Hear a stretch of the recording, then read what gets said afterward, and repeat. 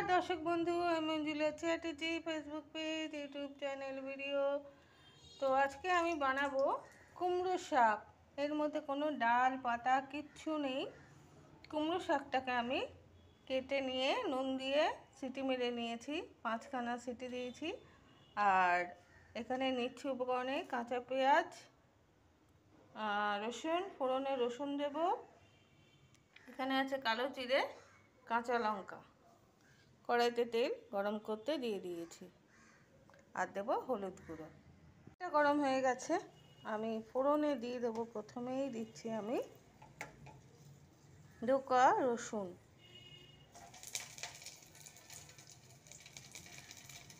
তারপর দিয়ে দিচ্ছি কাঁচা লঙ্কা,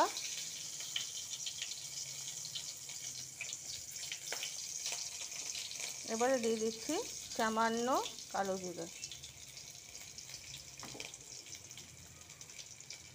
এটা ভাজা হোক। ফোড়নটা ভাজা হয়ে গেছে, দিয়ে দিচ্ছি আমি পেঁয়াজ, কুচনো পেঁয়াজ। লবণ দিয়ে শাকটাকে সেদ্ধ করে রেখেছি। পেঁয়াজটা ভাজা হোক। পেঁয়াজটা আমার ভাজা হয়ে গেছে, এবারে আমি এই কুমড়ো শাকগুলো দিয়ে দেবো।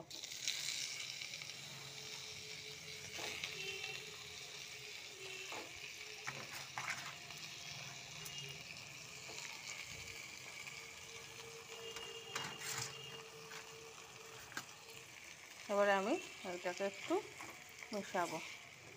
এটা কিন্তু কুমড়ো শাক, ডালপালাহীন কুমড়ো শাক। দিয়ে এবারে এর মধ্যে একটু হলুদ দিয়ে দেবো, প্রয়োজন হলে আমি লবণ দেব। শাকটা যখন কড়াই থেকে ছেড়ে আসবে তখন বোঝা যাবে যে শাকটা হয়ে এসেছে। এখনও কিন্তু এটা ছাড়েনি, এখন আরও কিছুক্ষণ এটা ভাজা হবে। শাকটা আমার ভাজা হয়ে এসেছে।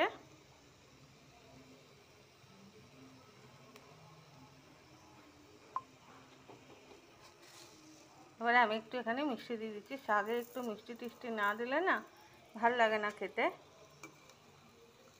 ভালো করে এটাকে মিশিয়ে নিচ্ছি। এই দেখুন কড়াই থেকে উঠে আসছে।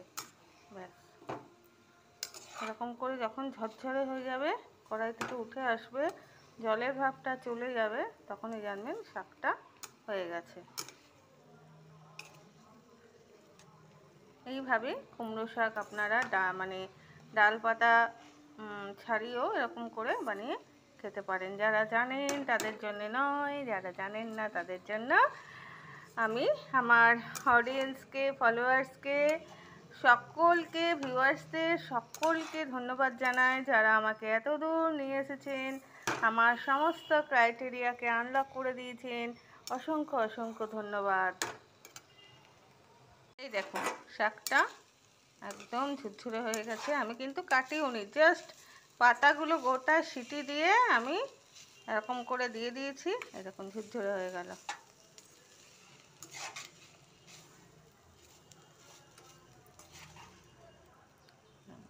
বাটির মধ্যে উঠিয়ে রাখছি।